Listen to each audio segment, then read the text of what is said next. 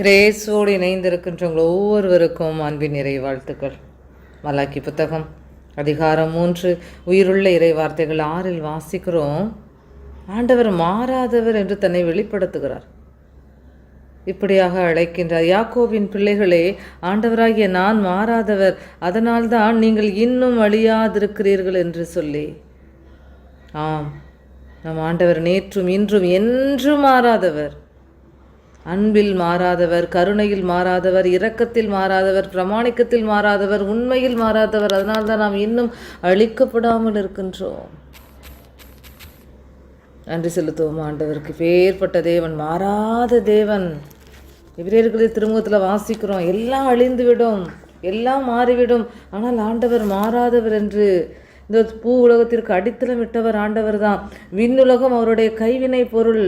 வாசிக்கிறோம் எபிரேயர்களின் திருமுகம் அதிகாரம் 1:10 முதல் வாசிக்கும் பொழுது, பூ உலகத்துக்கு அடித்தளம் விட்டவர் ஆண்டவர். தொடக்கத்தில் விண்ணுலகம் ஒரு கைவினை பொருள், ஆனால் அவை கூட அழிந்துவிடும், ஆனால் நீரோ ஆண்டவரை நிலைத்திருப்பீர். அவையெல்லாம் ஆடை போல பழமையாகும். இந்த விண்ணும் மண்ணும் ஒரு போர்வையை போல இந்த விண்ணையும் மண்ணையும் நீர் சுருட்டி விடுவீர். அவையும் மாறிவிடும், ஆடையை போல் அவற்றை நீர் மாற்றிவிடுவீர். ஆனால் நீரோ மாறாதவர், உமது காலமும் முடிவற்றது என்று வாசிக்கிறோம். எவ்வளோ பெரிய ஒரு உண்மை! இந்த உலகத்தில் எல்லாம் மாறக்கூடியது, ஆண்டவர் மாற்றி விடுவார். ஆனால் ஆண்டவர் மட்டுமே மாறாதவர். அவர் நேற்றும் இன்றும் என்றும் மாறாதவர்.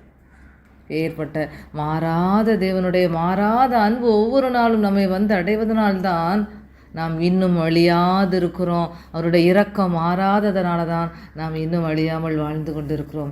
எனவே இந்த மாறாத தேவனுக்கு நன்றி செலுத்தி தாழ்த்து கொடுத்து ஜெபிப்போமா. நீங்கள் நல்ல தகப்பனேப்பா, வாழ்த்துக்கிறோம்ப்பா.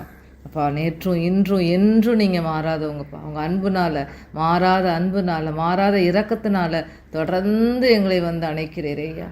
இந்த மாறாத அன்புக்காக, மாறாத இரக்கத்துக்காக, மாறாத எங்களுடைய நேச இயேசுக்காக ஐயா உள்ளத்தின் ஆழத்திலிருந்து நன்றி செலுத்துகிறோம். ஆமென்.